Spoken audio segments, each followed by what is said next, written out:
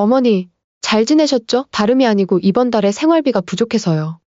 며느라 예전에 나한테 뭐라고 했는지 기억나니? 급한 일이 있어도 연락하지 말아달라고 했었지? 어머님, 그때는 제가 많이 힘들어서 그런 거였어요. 그런 뜻은 아니었고요. 아, 그랬니? 그럼 이제는 뭔 일이니? 돈이 필요해서 연락한 모양이구나? 아니에요, 어머님. 제가 얼마나 힘들었는지 어머님도 아시잖아요. 저희도 나름대로 최선을 다했어요. 민정아, 너가 필요할 때만 연락하고 너가 불편할 때는 연락하지 말라고 하는 거니? 어머님, 다른 집은 시어머니들이 손주 봐주는 거 다 당연하게 여겨요. 근데 어머님만 유독 서운해 하시더라고요. 됐다. 이제 나도 너희한테 똑같이 해줄게. 무슨 뜻이세요?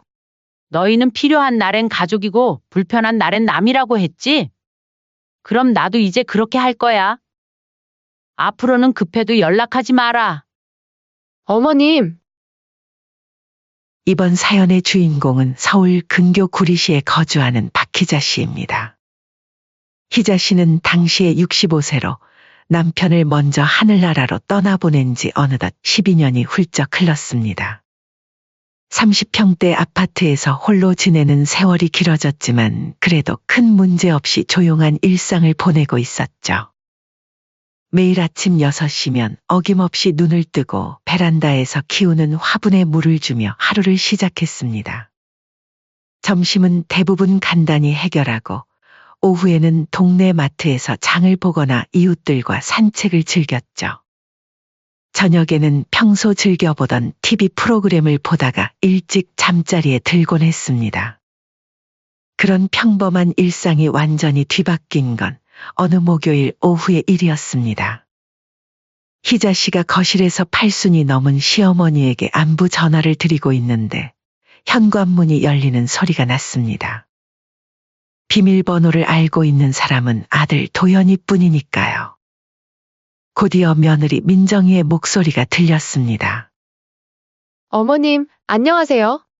희자 씨는 전화를 끊고 현관문으로 나가봤습니다.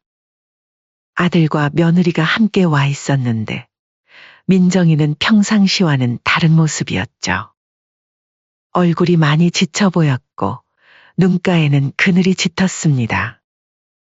어서 와라. 그런데 얼굴이 피곤해 보이는구나. 희자 씨가 말하자 아들이 손을 저었습니다. 괜찮아요, 엄마.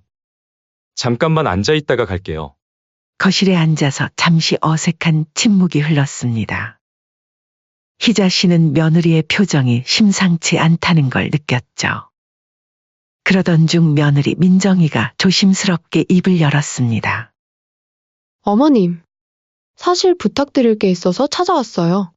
며느리 민정이의 목소리에 떨림이 있었습니다.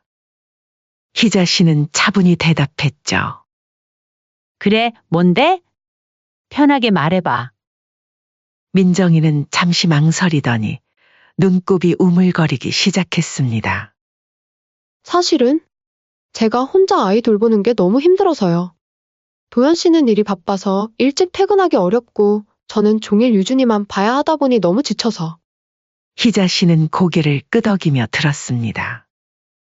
손주 유준이는 올해 2살로 활발한 남자아이였죠. 며느리가 계속 이어 말했습니다. 정말 죄송하지만 딱 유치원 입학할 때까지만 조금씩 도와주시면 안 될까요? 저희도 가사도우미를 고용할 돈이 없고 산후조리원 비용이랑 아기 용품 사느라 저축도 거의 다 떨어졌어요. 아들 도연이도 곤란한 표정을 지었죠. 엄마, 저희가 그냥 도저히 방법이 없어서 그래요. 희자 씨는 잠시 고민했습니다. 사실 혼자 지내는 시간이 익숙해져서 그런지 갑자기 아이를 돌봐달라는 부탁이 부담스럽기도 했죠. 하지만 아들 부부의 절망적인 표정을 보니 차마 거절하기가 어려웠습니다. 그게 희자 씨가 말끝을 흐리자 민정이가 더욱 급하게 말했습니다. 어머님, 정말 진짜 정말 딱 유치원 들어갈 때까지만요. 그 후엔 절대 손 안 빌릴게요. 저도 아이가 그 정도 크면 혼자 감당할 수 있을 것 같아서요. 민정이는 손을 모으며 거의 애걸하는 수준으로 부탁했습니다. 희자 씨는 마음이 약해졌죠. 결국 희자 씨는 고개를 끄덕였습니다. 그래, 알겠다.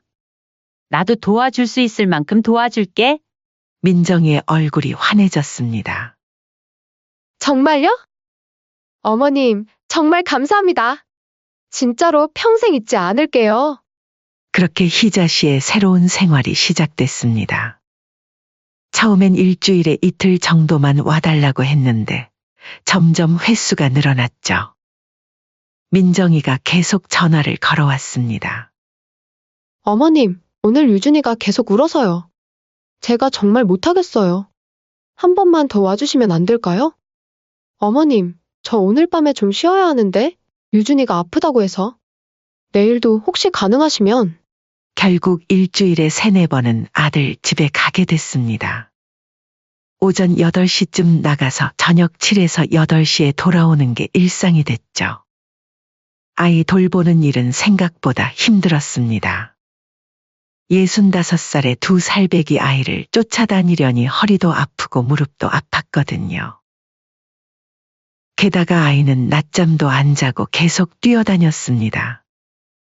희자 씨는 잠깐이라도 앉아 있을 틈이 없었죠. 그래도 며느리가 정말 힘들어하는 모습을 보면 안 도와줄 수가 없었습니다. 민정이는 희자 씨가 올 때마다 정말 안도하는 표정을 지었거든요. 어머님, 진짜 어떻게 감사를 표현해야 할지 모르겠어요. 어머님 아니었으면 저 진짜 우울증 걸릴 뻔했어요. 또 다른 날에는 이렇게도 말했습니다. 어머님, 제가 나중에 꼭 보답할게요. 어머님께 정말 큰 빚을 진 기분이에요. 말 한마디가 천냥빚을 갚는다고 그런 말을 들으면 희자 씨도 기분이 좋았습니다. 내가 도움이 되고 있구나 싶었죠. 아들도 고마워했습니다. 엄마, 정말 감사해요. 민정이가 엄마 덕분에 많이 좋아졌어요. 전에는 하루 종일 울고만 있었는데 이제는 좀 웃기도 하고요. 시간이 흘러 유준이가 2 돌을 맞았을 때 희자 씨는 정말 보람을 느꼈습니다. 유준이가 할머니 라고 부르며 달려오면 마음이 뭉클했죠. 그래도 내가 이렇게 도움을 주니까 이 집이 좀 더 평화로워지는 것 같다. 희자 씨는 자신의 선택에 나름 만족했습니다. 하지만 유준이가 3살이 되고 4살이 되고 5살이 되어도 상황은 계속됐습니다. 처음에 했던 유치원 들어갈 때까지만 이라는 약속은 어느새 잊혀진 것 같았죠.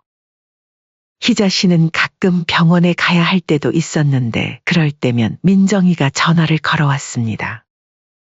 어머님, 오늘 병원 가신다고 하셨는데 혹시 오후에 오실 수 있으세요? 유준이가 계속 할머니 찾아서요. 희자 씨는 별 수 없이 병원 약속을 취소하고 아들 집으로 갔습니다. 동네 친구들과 만나기로 한 약속도 여러 번 취소해야 했어요. 희자 씨의 생활은 오롯이 손주 중심으로 돌아갔습니다. 그렇게 1년, 2년이 흘렀습니다. 희자 씨는 어느새 자신만의 시간이라는 게 무엇인지 잊어버리게 됐죠. 유준이가 4살이 되던 해, 민정이는 마침내 복직한다고 했습니다. 어머님, 저 이제 다시 일을 시작할까 해서요. 그런데 유준이는 아직 유치원에 안 들어갔잖아요? 좀 더 자주 도와주실 수 있으실까요? 희자 씨는 그때도 거절하지 못했습니다. 이미 2년이나 돌쳐온 아이였고 지금 와서 안 된다고 할 수도 없었거든요. 민정이가 복직한 후로는 더 바빠졌습니다. 회사에서 늦게 퇴근하는 일이 많아졌고 출장도 자주 다녔죠. 그럴 때마다 희자 씨는 아들 집에서 하룻밤을 지새워야 했습니다. 어느 추운 겨울날이었습니다. 희자 씨는 감기 기운을 느끼며 아들 집에 왔는데 민정이가 갑자기 출장을 가야 한다고 했습니다. 어머님, 정말 죄송한데 어쩔 수 없이 부산에 2박 3일 출장을 가야 해요. 도연 씨는 야근이 많아서. 혹시 며칠 더 계실 수 있으세요? 희자 씨는 몸이 아파서 거절하고 싶었지만 4살짜리 아이를 혼자 둘 수는 없었습니다. 결국 3일이나 아들 집에 머물면서 유준이를 돌봤죠. 그 사이 감기는 더 심해졌고 집에 돌아간 후에는 일주일 넘게 알아놓아야 했습니다. 그런데도 희자 씨는 불평하지 않았습니다. 가족이니까요. 아들과 며느리가 힘들어하는 모습을 보면 자신이 조금 참으면 되는 일이라고 생각했죠. 그렇게 시간이 흘러 드디어 유준이가 6살이 되어 유치원에 들어갔습니다. 희자 씨는 이제야 좀 자유로워질 수 있을 거라고 생각했어요. 하지만 민정이는 여전히 희자 씨를 불렀습니다. 어머님, 유치원이 3시에 끝나는데 제가 6시에 퇴근해서 오후에만 좀 봐주시면 안 될까요? 결국 희자 씨는 오후 3시부터 7시까지는 여전히 손주를 돌보게 됐습니다. 그렇게 6년이라는 긴 시간이 흘렀습니다. 희자 씨는 65세에서 71세가 됐죠. 그 6년 동안 희자 씨의 삶은 온전히 손주와 자식들을 위한 것이었습니다. 자신만의 시간, 자신만의 즐거움은 접어둔 채로요. 하지만 아직 희자 씨는 몰랐습니다. 곧 모든 것이 달라질 거라는 걸 말이에요. 유준이가 유치원에 들어간 건 3월의 일이었습니다. 처음 며칠은 아이가 적응하지 못하고 우는 바람에 희자 씨도 유치원에 갔다가 데리고 와야 했죠. 하지만 일주일이 지나니 유준이도 제법 유치원 생활에 적응했습니다. 어머님, 정말 감사해요. 유준이가 이제 유치원에 잘 다녀서 오전에는 여유가 생겼어요. 민정이는 그때도 고마워했습니다. 하지만 뭔가 예전과는 다른 느낌이었죠. 예전에는 희자 씨가 오면 반갑게 맞이하고 어떻게 감사를 표현해야 할지 모르겠다. 며 연신 고마워했는데 이젠 그냥 수고하세요. 라는 말뿐이었습니다. 오후 3시에 유치원이 끝나면 희자 씨가 유준이를 데리러 가서 저녁까지 돌봐줘야 했습니다. 그래도 하루 종일보다는 나았죠. 그런데 몇 주가 지나면서 민정이의 연락 횟수가 확연히 줄어들었습니다. 예전에는 하루에 한 번은 꼭 전화가 왔는데 이젠 사흘에 한 번, 일주일에 한 번으로 줄어들더니 나중에는 희자 씨가 먼저 연락하지 않으면 연락이 없었습니다. 아, 네, 어머님. 유준이 잘 있어요. 걱정 안 하셔도 돼요. 그럴 때면 민정이의 목소리에는 귀찮다는 뉘앙스가 섞여 있었습니다. 희자 씨는 손주 걱정에 안부를 묻는 게 민정이에게는 부담스럽게 느껴지는 것 같았죠. 어느 날 희자 씨가 아들 집에 갔을 때였습니다. 민정이는 마침 화장을 하고 있었는데 희자 씨의 인사에 거울만 보며 대답했습니다. 오셨어요? 유준이 거실에 있어요. 예전에는 차를 타주며 이런저런 이야기를 나누곤 했는데 이제는 그런 것도 없었습니다. 희자 씨는 뭔가 자신이 투명인간이 된 것 같은 기분이 들었죠. 그러던 어느 날 희자 씨는 충격적인 일을 겪었습니다. 손자 유치원을 보냈을 때 친하게 지냈던 친구에게서 전화가 왔습니다. 자식들 부탁으로 손주를 봐주던 비슷한 처지라 친하게 지냈었죠. 손주 유치원 재롱잔치 때 안 오셨어요? 우리 손녀랑 같은 반이라 갔었는데 참 귀엽던데 바쁘셨나 봐요. 희자 씨는 아무것도 모르고 있었습니다. 재롱잔치요? 언제요? 희자 씨는 말문이 막혔습니다. 아무도 재롱잔치가 있다고 말해주지 않았거든요. 그날 저녁 급히 아들에게 전화를 걸었습니다. 도연아, 유준이 재롱잔치 어제 있었다는데. 아, 그거요. 네, 있었어요. 그런데 왜요? 왜요라니? 나한테는 말을 왜 안 했니? 아들은 잠시 머뭇거리더니 대답했습니다. 엄마, 자리가 좁았거든요.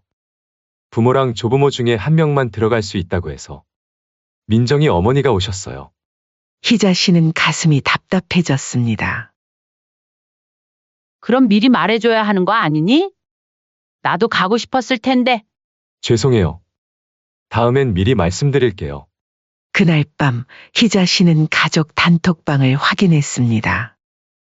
며느리가 재롱잔치 사진을 여러 장 올려놨더군요. 유준이가 무대에서 춤을 추는 모습, 친정어머니와 함께 웃고 있는 민정이의 사진까지 있었습니다. 희자 씨는 그 순간 깨달았습니다. 내가 정말 필요 없는 존재가 됐구나. 조용히 사진을 지우고 휴대폰을 내려놨습니다. 밤새 잠이 오지 않았죠. 그 후로 명절도 달라졌습니다. 추석이 되었는데 민정이가 말했습니다.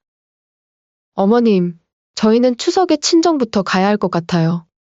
시댁은 저녁에 잠깐 들르는 걸로 하면 안 될까요? 예전에는 차례도 시댁에서 지내고 온 가족이 함께 시간을 보냈는데 이제는 친정 위주로 계획을 세우는 게 당연해진 것 같았습니다. 그런 일들이 계속 이어졌습니다. 유준이 감기가 걸렸다는 말도 나중에야 들었고 유치원 운동회 날짜도 모르고 지나갔습니다. 손자가 어느 정도 커서 희자 씨의 도움이 필요 없게 되자 민정이는 점점 희자 씨를 투명인간 취급하기 시작한 거죠. 희자 씨가 와도 인사 대신 고개만 끄덕이고 유준이 돌봄에 대해서도 알아서 해주시면 돼요. 라고만 말했죠. 그러던 어느 날이었습니다. 유준이가 유치원에서 갑자기 열이 나서 조퇴를 해야 한다는 연락이 왔습니다. 아들에게 연락을 받고 희자 씨는 급히 민정이에게 전화를 걸었어요. 한참을 기다려도 전화를 받지 않았습니다. 계속 전화를 걸어봤지만 소용없었죠. 민정아, 유준이가 갑자기 열이 나서 조퇴했다고 들었다. 지금은 좀 어떠니? 하는 수 없이 문자라도 보냈습니다. 그런데 바로 그날 밤 아들에게서 믿을 수 없는 문자가 왔습니다. 엄마, 앞으로는 급한 일이 있어도 민정이에게 직접 연락하지 말아줘요. 요즘 많이 예민해져서요. 희자 씨는 그 문자를 읽고 또 읽었습니다. 내가 뭘 잘못했다는 거지? 손주 걱정에 전화 한 번 한 게 그렇게 잘못된 건가? 희자 씨는 정말 이해할 수 없었습니다. 6년 동안 어떤 불평도 없이 손주를 돌봐줬는데 이제 와서 전화 한 번 하지 말라니요. 그날 밤 희자 씨는 침대에 누워 천장을 바라봤습니다. 너무 많은 생각이 머리를 스쳤죠. 나는 정말 이 가족에게 뭐였을까? 필요할 때만 찾는 사람인가? 눈물이 났습니다. 서운한 것보다는 허망함이 더 컸어요. 다음 날부터 희자 씨는 먼저 연락하지 않기로 결심했습니다. 어차피 민정이도 연락을 원하지 않는 것 같으니까요. 일주일이 지나고 열흘이 지나고 보름 그 이후로도 쭉 연락이 없었습니다. 그동안 매일같이 안부를 주고받던 사이였는데 정작 연락이 끊어지니 적막했죠. 어느 날 동네 마트에서 우연히 민정이를 만났습니다. 어머님, 안녕하세요. 어색하게 인사를 나눴는데 민정이는 서둘러 피하듯 지나가더군요. 그때 희자 씨는 확신했습니다. 이제 정말 끝났구나. 내가 필요 없는 존재가 됐구나. 6년 동안 자신의 모든 것을 내어준 시간들이 허무하게 느껴졌습니다. 그렇게 희자 씨는 조용히 마음을 정리했죠. 더 이상 기대하지도 연락하지도 않겠다고. 하지만 아직 희자 씨는 몰랐습니다. 그들이 정말 필요할 때가 다시 올 것이라는 걸. 3개월이라는 시간이 흘렀습니다. 희자 씨는 그동안 정말 조용한 시간을 보냈어요. 아침에 일어나면 혼자 천천히 식사를 하고 오랜만에 동네 친구들과 만나기도 했죠. 어느 날 오후 설거지를 하고 있는데 휴대폰이 울렸습니다. 벨소리가 울리자 희자 씨의 손이 멈칫했어요. 3개월 만에 연락이었거든요. 발신자는 며느리 민정이었습니다. 희자 씨는 한참 휴대폰을 바라봤습니다. 받을까 말까 고민 끝에 결국 5번 울리고 나서야 전화를 받았어요. 여보세요? 어머님. 안녕하세요. 민정이의 목소리에는 어색함이 묻어 있었습니다. 아무래도 그럴 수밖에요. 3개월 전 마지막 상황은 그리 좋지 않았거든요. 응, 민정아, 오랜만이구나. 뭔 일이니? 희자 씨도 차갑게 대답했습니다. 민정이는 한참 망설이다가 조심스럽게 말을 꺼냈어요. 어머님. 저희가 이번 달에 좀 어려움이 있어서요. 어려움? 네. 사실 카드값이 좀 밀렸어요. 도현 씨 회사에서 월급 정산이 늦어져서. 그래서 말인데 생활비를 좀 도와주실 수 있을까요? 희자 씨는 어이가 없었습니다. 3개월 동안 소식도 끊고 지내다가 갑자기 돈이 필요하니까 연락하다니. 민정아, 예전에 너 나한테 뭐라고 했는지 기억나니? 네? 급한 일이 있어도 연락하지 말아달라고 했었지? 그런데 왜 이제 와서 또 직접 연락한 거니? 민정이는 잠시 당황한 듯 말이 없었습니다. 그러더니 곧 목소리 톤이 바뀌었어요. 어머님, 그때는 제가 많이 힘들어서 그런 거였어요. 그런 뜻은 아니었고요. 아, 그랬니? 그럼 이제는 뭔 일이니? 돈이 필요해서 생각났나? 희자 씨의 말투가 점점 차가워졌습니다. 민정이는 당황했는지 빨리 변명을 늘어놓기 시작했어요. 아니에요, 어머님. 제가 얼마나 힘들었는지 어머님도 아시잖아요. 저희도 나름대로 최선을 다했어요. 최선을 다했다고? 그럼 연락하지 말라고 한 것도 최선이었나? 그게 아니라 민정이가 말끝을 흐리자 희자 씨가 계속 말했습니다. 민정아, 솔직하게 말해봐. 너는 내가 필요할 때는 연락하고 불편할 때는 연락하지 말라고 하는 거니? 며느리의 답변은 더욱 황당했습니다. 어머님, 그때 제가 얼마나 힘들었는지 모르시잖아요. 다른 집은 시어머니들이 손주 봐주는 거 다 당연하게 여겨요. 근데 어머님만 유독 서운해 하시더라고요. 희자 씨는 정말 기가 막혔습니다. 당연하게 여긴다고? 민정아, 그럼 나한테 솔직히 물어보자. 너는 나를 뭐라고 생각하고 있는 거니? 필요할 때는 가족이고 불편할 때는 남인 거니? 민정이가 또 말문이 막혔습니다. 희자 씨가 계속 말했어요. 6년 동안 네가 힘들다고 할 때 내가 언제 한 번이라도 싫다고 했니? 새벽에 아이가 아파도 달려갔고 네가 출장 갈 때도 며칠 동안 집에서 살면서 봐줬어. 그런데 그게 너는 당연한 일이었다 생각한다고? 민정이가 당황해서 말했습니다. 어머님, 저희도 나름대로 어머님께 잘해드리려고 했어요. 명절 때 선물도 드리고. 선물? 내가 준 돈으로 산 그 선물 말하는 거니? 회심의 일격이었습니다. 그동안 명절 때마다 아들 부부에게 용돈을 주었는데 그 돈으로 산 선물을 자기가 사준 것처럼 말하다니요. 민정이는 완전히 막혔습니다. 희자 씨가 차분하면서도 단호하게 말했어요. 민정아, 이제 나도 너희한테 똑같이 해줄게. 무슨 뜻이세요? 너희는 필요한 날엔 가족이고 불편한 날엔 남이라고 했지? 그럼 나도 이제 그렇게 할 거야. 앞으로는 급해도 연락하지 마라. 어머님, 민정이가 놀라서 말했지만 희자 씨는 단호했습니다. 내가 6년 동안 어떻게 살았는지 생각해봐. 내 시간, 내 건강, 내 인생 모든 걸 너희를 위해 썼어. 그런데 이제 와서 내가 불편하니까 연락하지 말라고 하고 돈이 필요하니까 다시 연락하는 거니? 희자 씨는 목소리에 힘을 실어 말했습니다. 정말 너희 같은 사람들을 뭐라고 해야 할지 모르겠다. 사람을 그렇게 쓰다 버리고 또 필요하면 부르고. 나도 사람이다 며느라. 민정이는 결국 울먹거리기 시작했습니다. 어머님, 제가 정말 잘못 생각했어요. 너무 힘들어서. 힘들었다고? 나는 안 힘들었을 것 같니? 70 넘은 나이에 갓난쟁이 돌보는 게 얼마나 힘든지 알기나 하니? 희자 씨는 이어서 말했습니다. 이미 늦었어. 나도 이제 내 인생을 살 거야. 너희는 앞으로 절대 연락하지 마라. 그리고 전화를 끊었습니다. 전화를 끊고 나니 마음이 시원했습니다.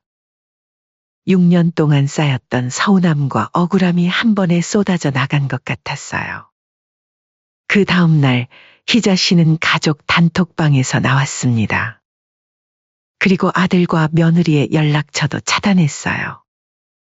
민정이가 몇 번 전화를 걸어왔지만 받지 않았습니다. 아들도 문자를 보내왔지만 보지도 않고 지웠죠. 희자 씨는 결심했습니다. 이제 정말 끝이라고. 그리고 멀리 이사를 가기 시작했습니다. 아들 집에서 최소 2시간은 떨어진 곳으로요. 설령 마음이 약해지는 날이 와도 물리적으로 갈 수 없는 거리였어요. 부동산에 파는 물건을 내놓고 차근차근 이사 준비를 하며 희자 씨는 생각했습니다. 이제야 진짜 내 인생을 살 수 있겠구나. 하지만 희자 씨는 아직 몰랐습니다. 그들의 뻔뻔함이 이 정도로 끝나지 않을 거라는 걸 말이에요. 그로부터 다시 몇 달이 흘렀습니다.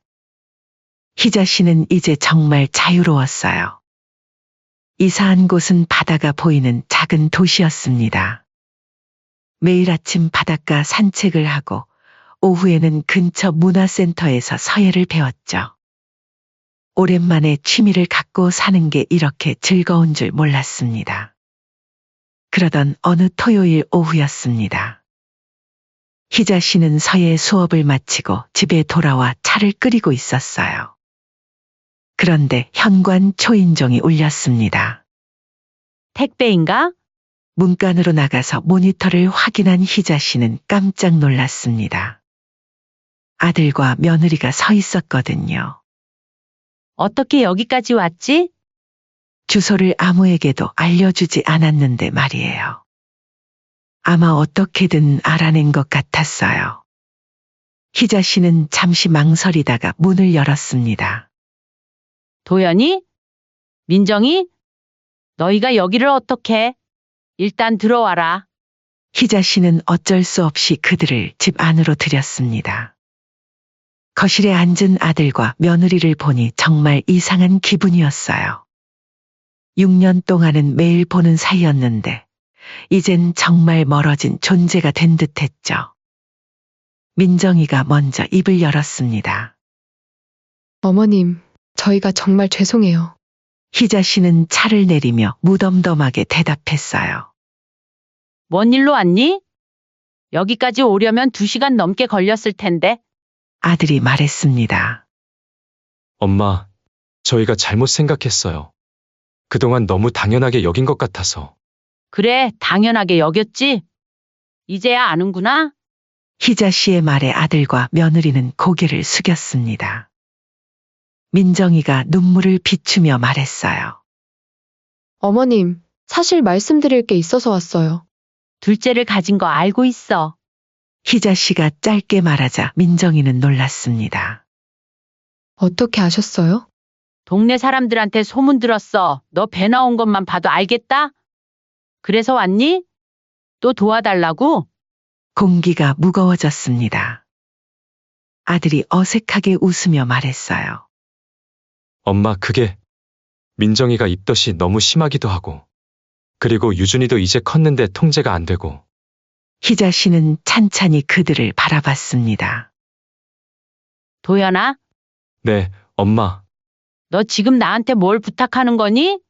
아들이 머뭇거리자 민정이가 대신 말했어요. 어머님, 조금만, 정말 조금만 도와주시면 안 될까요? 예전처럼은 아니고 주일에서 2회만이라도. 희자 씨는 조용히 웃었습니다. 주일에서 2회라고? 이제는 조건도 다는구나. 어머님, 민정아, 저번에 내가 한 말 이해를 못했나 보구나. 너한테 마지막으로 한마디만 할게. 희자 씨는 차를 한 모금 마시고 천천히 말했어요. 너는 내가 너희를 위해 도와줬을 때 단 한 번이라도 진심으로 고마웠니? 민정이는 아무 대답을 못했습니다. 민정아, 그 긴 세월 동안 내가 무슨 생각으로 살았는지 알기나 하니? 내 건강, 내 시간, 내 소중한 것들을 다 너희한테 줬는데. 그랬더니 내 존재가 불편해졌다고 연락하지 말라고 했잖아. 아들이 중간에 끼어들었습니다. 엄마, 저희가 정말 잘못했어요. 그때는 도연아, 이제 너까지 나서니? 희자 씨가 아들을 바라보며 말했어요. 누가 키웠는지 벌써 잊었니? 내 아들을 누가 재워주고 밥 먹여주고 아플 때 간병해줬는지 기억 안 나니? 그런데 이제 또 도움이 필요하니까 찾아오는 거야? 내 존재를 너희 편한 대로 마음대로 밀고 당기는 거 이제 정말 그만했으면 좋겠다. 민정이가 울먹이며 말했습니다. 어머님, 저희가 정말 반성하고 있어요. 앞으로는 다르게 할게요. 다르게 한다고? 어떻게? 정말 감사하게 생각하고 어머님 마음도 헤아리면서. 희자 씨는 고개를 저었습니다. 민정아, 도연아. 너희는 가족이 무슨 의미인지 모르는 것 같다. 가족이라는 이름으로 사람을 필요할 때만 부르고 불편하면 밀어내는 게 가족이니? 나는 그런 가족은 필요 없어. 희자 씨는 일어나면서 말했어요. 이제 너희는 너희끼리 살아. 나는 내 인생을 살 테니까. 아들과 며느리가 급하게 일어났습니다. 엄마, 정말 저희가 잘못했어요. 한 번만 더 기회를. 기회? 이미 충분히 줬잖아. 희자 씨는 단호하게 말했어요.